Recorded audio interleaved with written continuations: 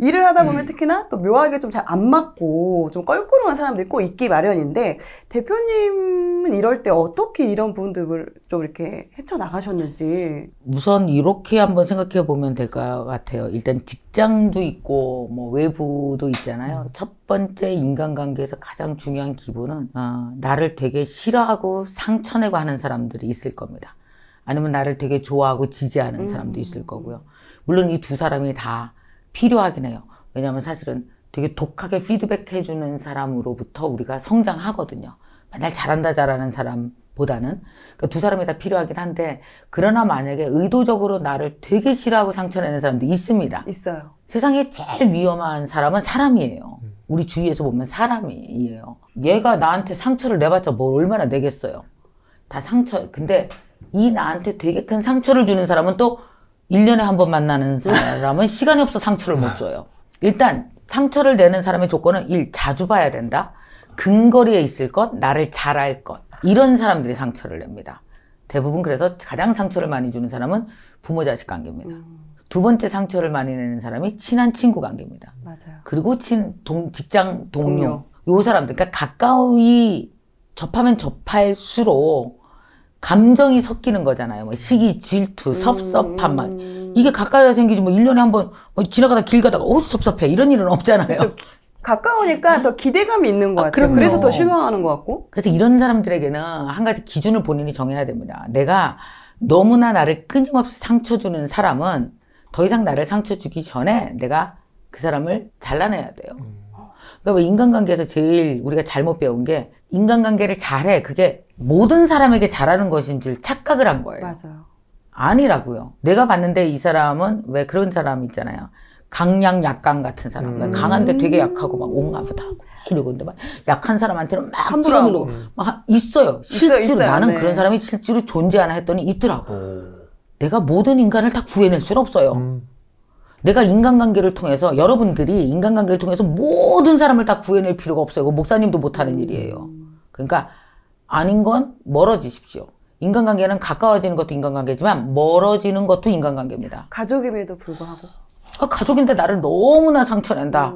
그럼 뜨문뜨문 봐야죠. 거리를 두고. 그럼요. 왜 그런 사람 있습니다. 가족인데 끊임없이 비난하고. 그래서 자라는 내내 자존감이 너무 상처받은 친구들 꽤 있거든요. 네. 그렇죠. 부모로부터 계속 비난받고 심지어는 막 때리고 막 이래서. 근데 옆에서 계속 상처받으면서 어떻게 살아요? 40년, 50년. 큰일 나죠. 그럴 때는 그냥 이렇게 용돈 드리면서 가끔 봐도 돼요. 제일 중요하게 나를 지켜나가라고요. 그런데 또 가끔 봐도 볼 때마다 자식을 상처내는 부모도 있습니다. 근데 이제 뭐랄까 이게 어른이 되면 이런 느낌 있잖아요. 굳이 내가 막 저 사람을 막 그 가까이 대하고 이해하고 용서하는 게 아니라 어른이 되면 여유가 생겨서 그 사람을 거기다 그냥 둘 수가 있어요. 그 느낌 아세요? 원래 그런 분. 나쁜 게 아니라 원래 그런 분. 그래서 그 사람을 그 자리에 두고, 그러니까 내 것으로 끌어당기지 말고, 왜 어렸을 때 왜 울었어요? 자꾸 자기한테 끌어당기니까 운 거 아니야? 나한테 어디 그럴 수가 있어? 자꾸 끌어당기잖아요.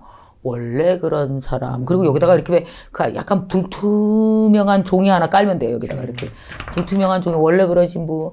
내 부모지만 나랑은 성격 되게 안 맞는 분. 창호지 같은 거 하나 그렇지. 이렇게. 근데 부모니까 내가 모셔야 되니까 30만 원은 붙이자. 잘 계시죠, 어머니. 도리만. 그리고 연민으로 잘해드려. 근데 영향은 안 받는 거죠. 이제 이런 게 어른으로서 되게 필요한 이런 것들이 될 것 같고요. 또 이제 인간관계에서 하나만 이제 더 말씀을 드리면 나랑 되게 친하고 무진장 잘했는데 갑자기 뭔가 사건이 생겨서 나랑 사이가 틀어질 때가 있을 거 아니에요. 그럼 그분들에 대해서는 이런 생각을 하면 좋아요. 제가 자주 쓰는 생각인데 저 사람이 내 인생에 와서의 역할은 다 했다. 참 고마웠다. 여기서 끝. 이러면 되죠. 그 인연을 어떻게든 다시 이어가려고 노력을 하는 게 아니라. 아니요. 왜 한 번 맺은 인연을 죽을 때까지 끝까지 다 끌고 가면은 세상에 수천만은 무슨 수로 끌고 가요. 다들 얘기해보세요. 그러세요? 휴대폰에 5년 전에 만난 사람 일주일에 한 번씩 계속 만나요? 아니요. 그렇다가는 스케줄 터져 나가 줄게요? 어떤 사람은 3년에 한 번 봐도 되고 뭐 그러잖아요. 근데 만약에 왜 좋은 인연이었는데 약간 악연 비스름하게 변하는 인연들이 있죠. 살다 보면 뭐 서로 배신도 하고 막 이런 게 있잖아요. 그걸 또 너무 미워하는데, 그러니까 나는요, 그 미워하는데 에너지 쓰는 거 진짜 아까워요. 세상 맞아요. 아까운 거거든요. 그리고 너무 좋아하는데 에너지 쓰는 것도 그것도 조심해야 돼요. 자기보다 더 좋아하는 사람은 없어야 돼요. 내가 나를 제일 좋아해야지 누굴 나보다 그렇게 더 좋아. 왜 엄마들 중에서 왜 자식을 자기보다 더 좋아하면 오 미저리 싫어하죠. 뭐하니? 그래 네 와이프가 밥은 줬니? 얼마나 무서워. 자기를 좋아해야지. 그래서 이제 만약에 그런 약간 되게 좋은 인연이었는데 뭔가 틀어져서 악연이 됐을 때 굉장히 둘 다 많이 상처를 받고 하거든요. 근데 그때는 그렇게 생각하면 돼요. 그 사람 나한테 와서 잘했잖아요. 그럼 잘한 것만 기억하는 거예요. 아, 이 사람이 내 인생에 다가와 그가 해야 될 역할은 여기서 끝이 났구나.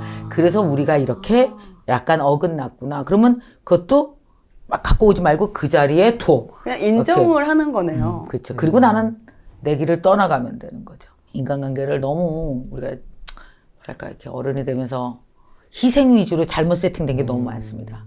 맞아요. 그건 좀 이게 다시 잘 세팅해야 안 돼요. 됐을 때는 어떻게든 이 사람하고 좀 풀러서 잘 지내려고 되게 많은 노력을 하는데 그것도 상대방은 또 그게 아닌 경우는 오히려 그런 과정에서 더 상처를 받게 되고. 그러니까 뭐 풀어서 되는 관계면 풀어요. 근데 오히려 풀어서 더 꼬이는 것도 있거든요. 대부분 인간관계를 잘 풀 줄 아는 스킬을 가진 사람이 인간들 중에서 되게 적은 거 아십니까? 어렵죠. 사람이 감정 때문에 그게 잘 안 돼요. 그리고 자기를 옹호하거나 자기를 대변하게 돼요. 그래서 허심탄회하게 좀 대화 좀 하자. 술 한잔하고 그러다가 싸워요. 허심탄회하면 다 의상이 싸우게 돼요. 네. 그러니까 말을 하라고. 그러니까 왜 그런 거냐고. 그러니까 네 말은 이렇다는 거잖아. 야, 내가 그때 어땠는지 알아. 대부분 다 이렇거든요. 그러다 보니까 자꾸 그래서 어느 정도 인간관계는 이게 사실 시간이 두면 저절로 이렇게 풀어져 가는 것들도 꽤 있어요. 실질적으로 그런 것도 있는 것 같아. 대화를 하다 보면은 야 나니까 얘기해 주는 거야. 내가 솔직하게 얘기해 줄게. 이런 말들이 하지마. 상대는 준비가 안 돼 있고 듣고 싶어 하지 않는데 괜히 이제 오지랖이라고 해야 되나요? 그런 걸로 인해서 더 오히려 내가 상처를 주게 되는 경우도 생기더라고요. 그래서 남한테 조언할 때 정말 조심하셔야 됩니다. 그러니까 웬만하면 그러니까 내 조언 없어도 다 잘 사는 건 아시죠? 대부분 조언을 하는 이유가 그 자기의 어떤 그 자기 것을 전달하기 위해서 조언하는 경우가 더 많아요. 실제로 그 사람을 위한 거보다는. 그래서 조언은 되게 조심하셔야 되고요. 조언보다는 사실은 위로가 더 필요할 수도 있죠. 밥 한 번 사주고 잘할 거다고 얘기해주면 지가 알아서 또 막 그날 얘기해요. 그랬더니 가면서 그랬더니 야 그래도 말하고 나니까 풀린다. 풀렸잖아. 지가 풀었다며. 맞아요. 근데 내가 조언해서 풀릴 것 같아요? 아니죠. 네. 그래서 조언은 진짜 그가 간절히 원할 때도 잘 생각해서 조언을 해줄 것. 조언을 잘못하다 깨지는 경우도 되게 많죠. 맞아요. 그래서 이제 대표님 얘기 들어보니까 중간중간에 좀 이렇게 진심이 담겨서 아 그런 사람도 있었지. 강약약강도 있었지. 뭐 이렇게 대표님이 생각나시는 예시들이 몇 가지 있을 것 같은데 대표님도 좀 인간관계로 힘드셨던 적이 있으신지. 그럼요. 많죠. 대표적인 뭐 예가 뭐가 있을까요? 매일 만나는 게 사람이잖아요. 그러니까 왜 없겠어요. 무슨 뭐 다 될 것처럼 다 계약해놓고 깨는 경우도 있고, 그 다음에 나 여기 어디 뭐 출연해달라고 다 될 것처럼 해놓고 나서 나보다 더 나를 까고 다른 사람을 뭐 출연하게 해갖고 나를 섭섭하게 한다든지. 그거 너무 자주 있는 일 아니에요? 난 그거 하나도 상처가 아니에요. 그가 비즈니스적인 선택을 한 거잖아요. 뭐 그랬나 보다 하고 존중하면 되고, 뭐 그 선택이 나를 선택하지 않은 것이 그한테는 최선이었을 텐데 그게 나중에 그한테 장점으로 갈지 아니면 단점으로 작용할지 그 아무도 모르는 거잖아요. 그죠? 그러니까 그러니까 저는요 나를 섭섭하게 하거나 상처낸 사람들한테 오래 머무르지 않아요. 물론 사람이니까 머무르죠. 마음이 막 섭섭해, 속상해. 어떻게 그럴 수가 있니? 그리고 이제 누구한테 막 욕했어 내가. 야 걔가 어땠는지 알아? 그래서 딱 끊고 나서 바빠. 나 걔한테 신경 쓸 테니 내 거 해야지. 전 제 거예요. 그러니까 그 사람에 대해서 섭섭해하는 게 그 사람 문제 풀어주는 중이라니까. 난 그런 거 안 해요. 안 하려고 애씁니다. 그 진짜 되게 억울한 거거든요. 걔가 나한테 상처 준 것도 억울한데 걔가 나한테 준 상처의 숙제를 내가 일주일 풀어. 막 도움도 안 되는 걸 풀어. 얘가 왜 이 얘기를 왜 했을까? 나쁜 것 같으라고 이러면서 막 문제를 풀고 내가 그때 전화할까 말까. 이 얘기를 할까 말까. 그때 그렇게 얘기했어야 되는데 물론 못할 거면서 그거 왜 풀고 있어요. 그 남이 낸 좋은 숙제도 아니고 나쁜 숙제를 그렇게 오래 풀어? 저도 직장을 25년을 다녔거든요. 19살 때 취직해가지고 거의 44살까지 다녔으니까 그러면 그 사이에 정말 많은 인간관계가 맞아요. 섞여 있잖아요. 근데 그렇게 많이 힘들지 않았던 게 그냥 그 사람을 약간 거리를 좀 두는 게 오히려 그게 좀 덜 상처받기도 하고 이렇게 기대치가 없으니까 네. 실망을 하지 않고 그리고 그냥 그 사람 원래 그냥 뭐 저한테 이렇게 상처를 주더라도 저 사람이 오늘 뭐 집에서 무슨 일이 있었나 보다 뭐 와이프랑 싸웠나 보다 그냥 이렇게 인정을 해버리니까 조금 그래도 그 상처받는 거에 대해서 좀 조절이 되는 부분이 있더라고요. 네. 그러니까 기대치를 갖는 게 오히려 더 관계에 있어서 좀 어려움을 줄 수도 있다는 생각이 좀 들었어요. 맞아요. 그럴 수 있죠. 이 기대치가 뭐냐면 내가 원하는 방향의 기대치라 그런 거예요. 이거 내가 설정해놨잖아요. 그 사람한테 넌 나한테 이렇게 해주면 난 널 좋아할 거야 했어. 그건 내가 설정한 기대치잖아요. 그 사람이 설정한 게 아니잖아요. 그러니까 이미 실망하거나 섭섭해하려고 작정을 하고 덤빈 거죠. 남한테 기대를 했다는 건. 그러니까 내가 만약에 부모 자식 기간에도 너 이렇게 공부 잘해서 좋은 성적 따오면 내가 기뻐할 거야 라고 애를 계속 조정해 나가는 거죠. 내 마음대로. 그 뭐 애가 공부를 못하면은 그러니까 엄마 노릇을 본인이 실망하려고 작정하고 시작하는 거 아니에요? 어떤 나와 다른 육체는 늘 나와 다른 짓을 할 준비가 돼 있는 거예요. 자식이라 할지라도 누구라 할지라도 상대에 대해서 불필요한 기대를 하는 거는 지속적으로 내가 상처 입고 실망하겠다고 얘기하는 거랑 똑같죠. 맞습니다. 그 부분만 좀 내려놓아도 훨씬 관계에 있어서 좀 더 수월한 것 같아요. 네. 맞습니다. 또 지금 직장 관계에서 좀 어려움이 생기는 부분은 좀 최대한 거리를 두고 하면 되는데 이게 또 이제 특히나 부부 관계 같은 경우는 거리를 두고 싶어도 같은 집에 사니까 같은 집에 사니까 하다 보니까 어떻게 보면 신혼 때 그래 많이 싸웠으니까 또 몇십 년, 뭐 20년 살았으면은 이제는 좀 서로가 이해할 만도 하고 잘 지낼 만도 한데 오히려 지금 제 주변도 보면은 오히려 부부관계 때문에 힘들어하는 경우가 상당히 많거든요. 원래 부부관계 힘든 거예요. 원래? 되게 쉬워요. 아니 우리가 어떤 관계가 계약 조건으로 죽어도 못 헤어지는 관계가 세상에 어디 있어요. 근데 뭐 진짜 막 부부는 어때요? 함부로 헤어질 수 없잖아요. 지금 아이들도 있고 두 사람만 엮인 게 아니잖아요. 맞아요. 생각해봐요. 막 연애할 때 둘이서 만나기로 했는데 친구들이랑 몇 명이 같이 만나기로 했어. 그렇게 우리 둘이 만나는 관계에 다른 친구들 여행 가는데 누구랑 같이 가기로 했어. 몇 사람만 끼어들어도 이 약속 깨기 무지 힘들죠. 그렇죠. 힘들잖아요. 이해시켜야 될 사람이 너무너무 많잖아요. 이래서 못 만날 것 같고 저래서 못 만날 것 같고.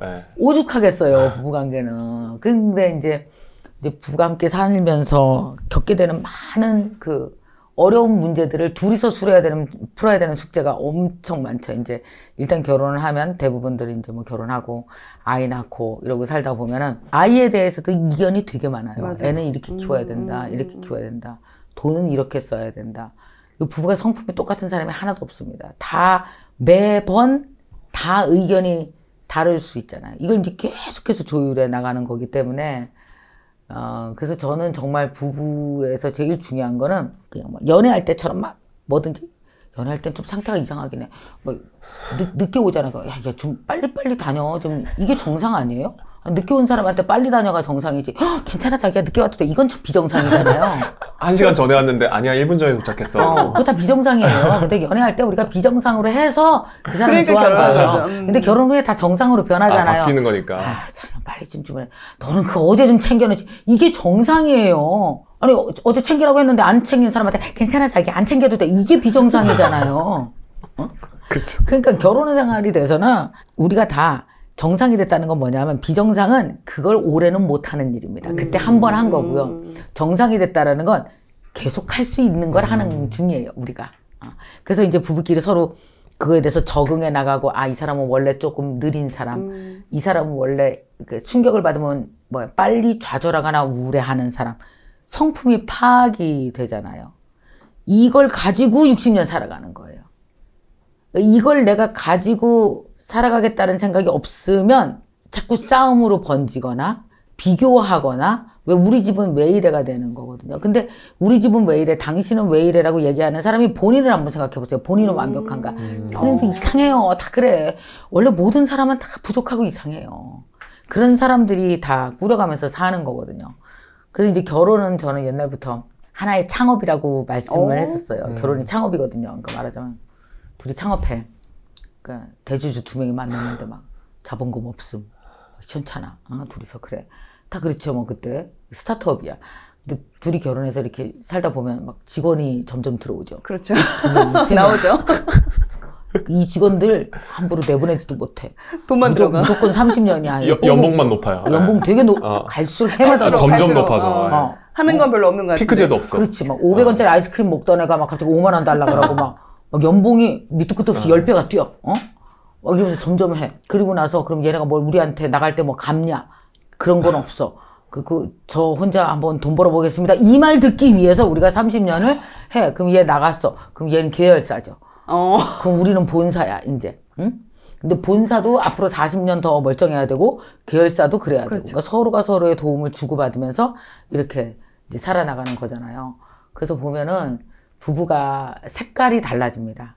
20, 30대는 같이 애기 낳고 막 알콩달콩 막 이러면서 뭐 집은 어디다 살까, 아이는 몇 명을 낳을까 막 이러면서 살아요. 그러다가 40대가 되기 시작하면 자기 색깔이 드러납니다. 앞으로 이 결혼 안에서 나는 어떤 인간으로 살 거에 대한 결정을 40대들이 하기 시작해요.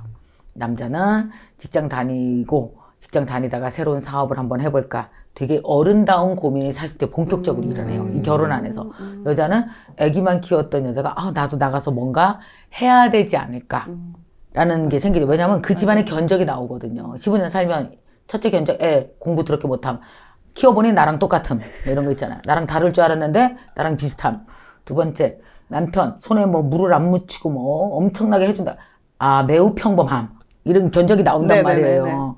뭐 아내에 대해서도 나오죠. 아내에 대해서도 이 사람 성격이 어때? 뭐 그러니까 포용하고 엄마 그런 성격 없음. 매우 까칠함. 뭐 다 나오잖아요. 그럼 이 견적 하에서 앞으로도 60년을 어떻게 살아갈지에 대해서 서로 약간의 어른으로서 피봇을 하는 시기입니다.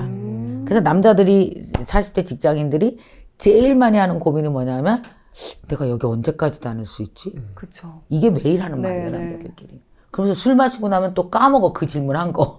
다음날 또 해. 야, 내가 언제까지 다닐 수 있겠냐? 그러고 야, 마셔. 그러고 또 까먹어. 다음날 또 해. 여자들은, 야, 우리 뭐라도 해야 되지 않니? 친구들끼리 만나서. 나 안 해. 안 하고 이제 한 10년 지나가. 이제 이런 식으로 40대 때는 각자의 부부가 자기의 100살까지 살아가는 데 있어서 막연한 불안으로 걱정하기 시작해요. 이때가 중요해요. 그래서 저는 부부가 파트너가 돼야 된다고 생각하거든요. 어차피 여기서 100년 살아야 되잖아요. 그럼 물어봐야 돼요. 넌 뭐 하고 싶니 여기서? 이게 우리의 기업이야? 자, 넌 뭐 하고 싶니? 뭐 필요해? 뭐 도와줄까? 물어봐야 돼요. 아내도 남편에게, 남편도 아내에게. 만약에 아내가 나 이번에 새롭게 공부도 하고 그래서 AI 세상이 본격적으로 오면서 신종 직업이 어마어마하게 나오는데 나 그 중에 하나 새로운 직업 가지고 다시 인생을 출발해 볼래. 오케이, 자, 좋아. 그럼 공부 좀 해야겠다. 오케이, 그럼 공부해라. 내가 애도 봐줄 테니까 시간 좀 나눠 쓰자.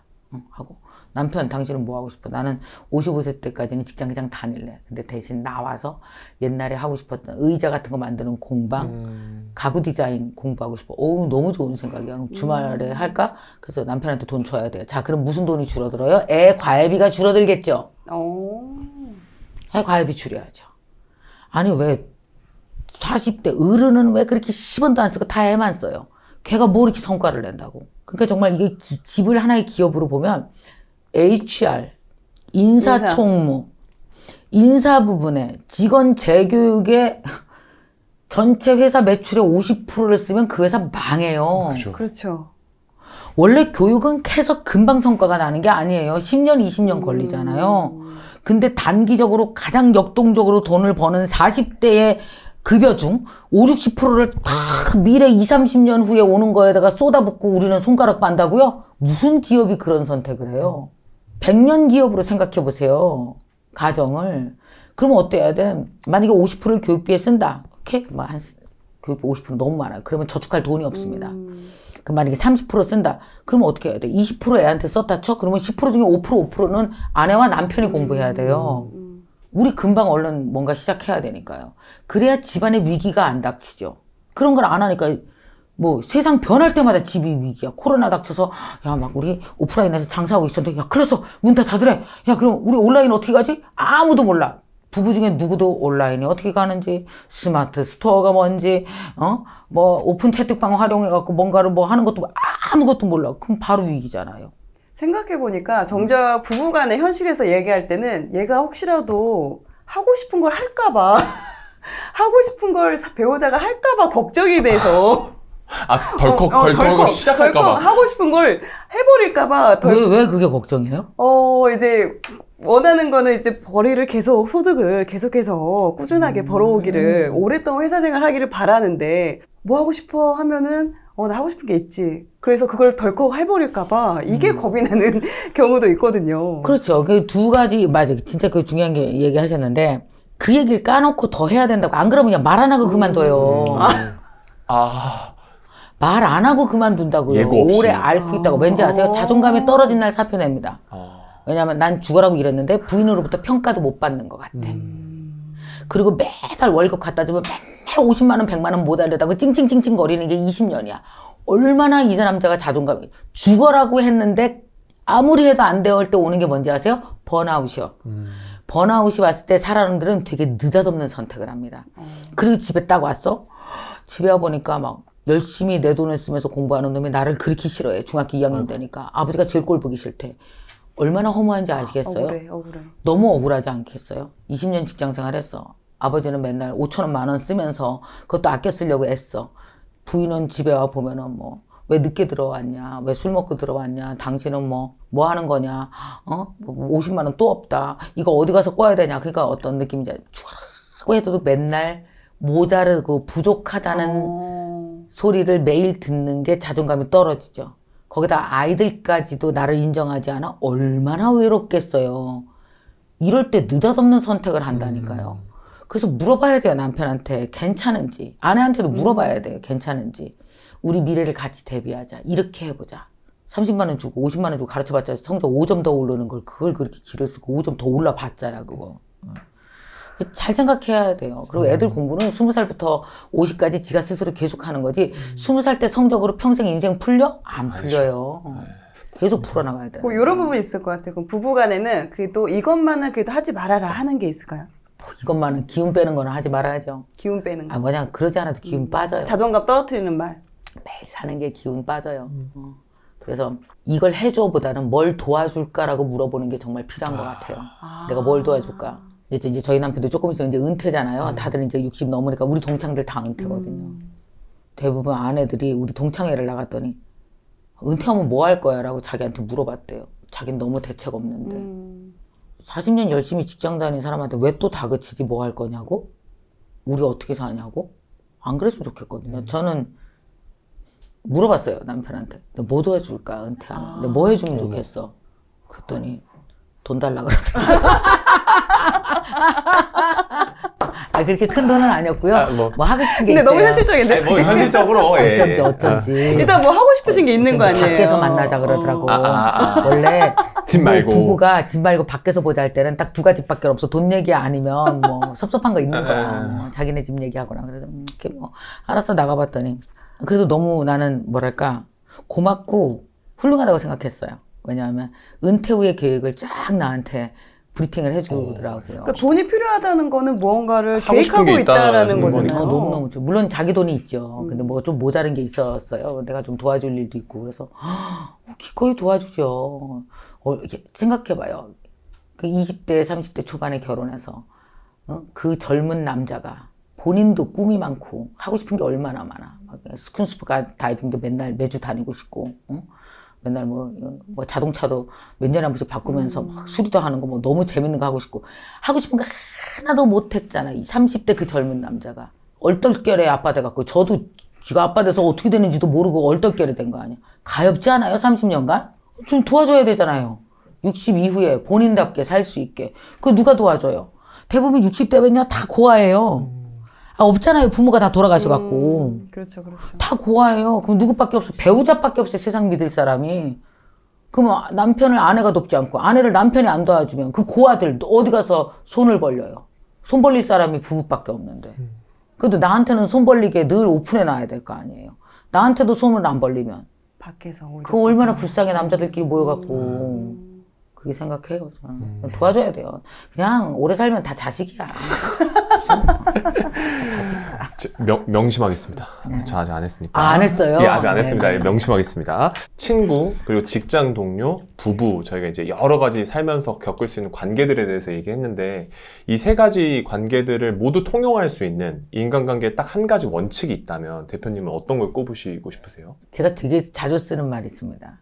우리 직원 중에서 한 명이 20년 정도 전에 나를 만났던 직원이 있어요. 그 직원이 지금 나와 20년 넘게 있습니다.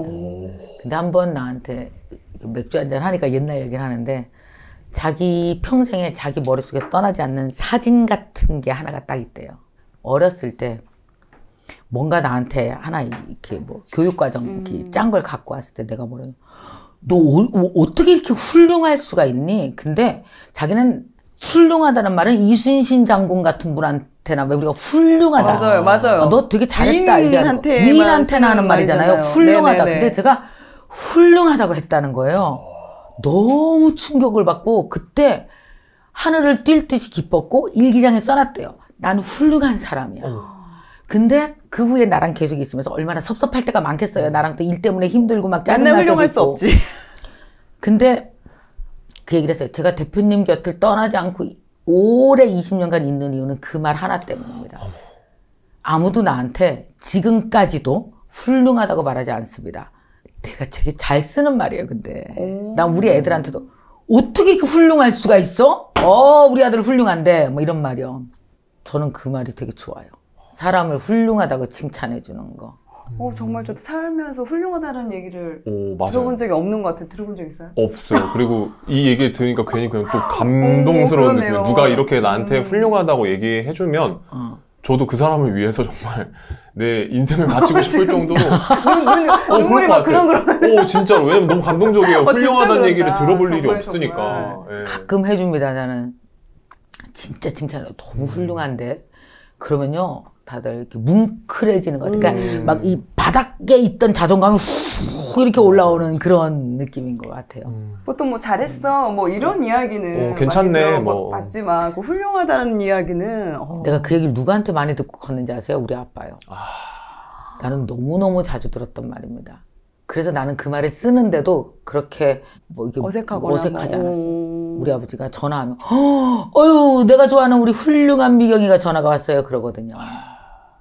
그러니까 그렇게 그 말이 맞건 틀리건 어쨌든 지속적으로 내 바닥에 있는 것들을 늘 이렇게 갉아서 끌어내 올려주는 그 느낌이 너무너무 좋았고 그래서 저는 인간관계에서 뭐 인간관계를 잘하고 오래 유지하고 뭐 이거보다 중요한 건 내가 그래도 한 사람을 만났을 때 그에게 뭔가 임팩트 있는 무엇인가 하나를 주어야 된다면 저는 훌륭하다는 말, 칭찬을 자주 해야 그러니까 비난 자주 해서는 뭐 인간관계 말도 안 되고요. 칭찬도 정말 진심으로 어떻게 내가 할 것이냐가 인간관계에서 20년이 지나도 잊혀지지 않는다고 하니까요. 그러네요. 저도 자녀한테 뭐 잘했어 이런 이야기보다는 정말 훌륭하다는 말을 할 수 있게끔 한번 해보세요. 해봐야겠습니다. 너 참 훌륭하다 시작. 너 정말 훌륭하다. 어색합니다. 어색하지 않아봐서. 어색하네요. 네. 나는 되게 이게 훌륭한데? 막 이런 느낌이어야 돼요. 이거 너무 훌륭한데? 어떻게 이런 걸? 야, 너 진짜 훌륭한 애다. 그럼요, 처음에 무지 훌륭하다는 말에 대부분 100% 다 당황합니다. 처음 들어봐서, 훌륭한, 뭐 장군이에요? 제가 뭐 위인이에요? 근데, 그런 좋은 단어를 그냥 일상에서도 잘 써야 될 것 같아요. 듣다 보니까 훌륭하다는 단어가 또 감정을 담기가 좀 쉬운 것 같아요. 훌륭하네. 약간 이렇게. 잘하는데. 약간 훌륭한데? 약간 이런 식으로 감정 담기가 쉬운 것 같아요. 들어보니까. 좋습니다. 딕션이 된다. 네. 바로 되는데. 훌륭하구나. 저도 많이 쓰겠습니다. 훌륭한데? 네, 감사합니다.